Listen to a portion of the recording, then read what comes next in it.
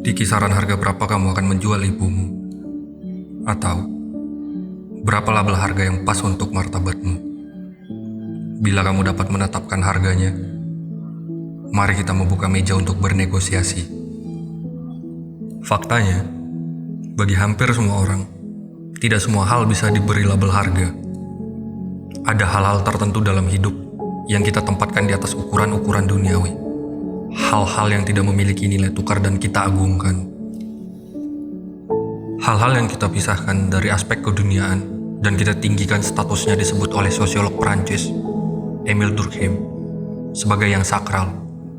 Sebaliknya, hal-hal yang lekat dengan aspek keduniaan dan memiliki nilai tukar disebut sebagai yang profan. Menurut Durkheim, agama berperan membentuk pondasi kehidupan masyarakat. Dalam artian, agamalah yang memberi kita pendasaran tentang pembagian prinsip yang sakral dan yang profan. Dalam agama, ada beberapa hal yang dianggap memiliki nilai intrinsik tertentu sehingga dipisahkan dan dipagari dari hal material keduniaan. Dalam karya terakhirnya, The Elementary Forms of Religious Life, Durkheim mengatakan, agama adalah sistem kepercayaan dan praktik terpadu yang berhubungan dengan hal-hal yang sakral. Artinya, hal-hal yang dipisahkan dari duniawi dan dilarang. Kita bisa melihatnya dalam ritus tertentu, seperti sakramen dalam agama Kristen, berbagai totem seperti patung bodhisattva bagi umat Buddha, atau dalam tabu seperti mabuk-mabukan dan judi dalam Islam.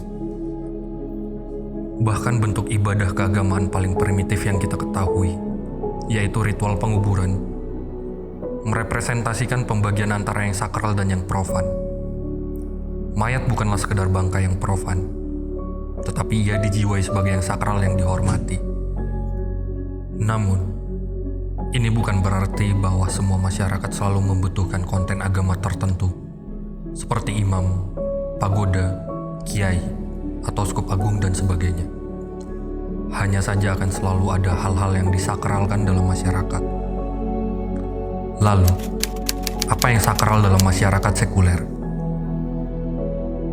Dalam kehidupan masyarakat modern yang sekuler, muncul pertanyaan, apakah masih ada yang sakral? Durkheim percaya bahwa ketika yang sakral dari agama semakin luntur, masyarakat akan menggantikannya dengan hal lainnya.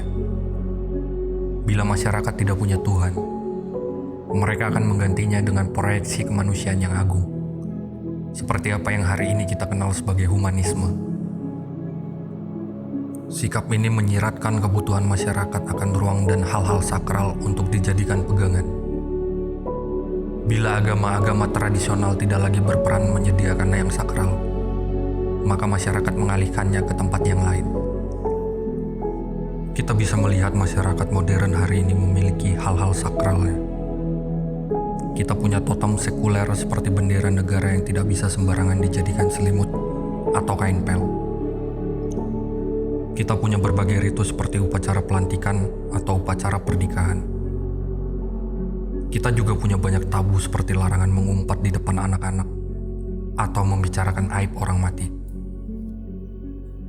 Setiap masyarakat dapat menentukan yang sakral dan yang profan baginya. Setiap generasi memutuskan totem, ritus, dan tabu mereka.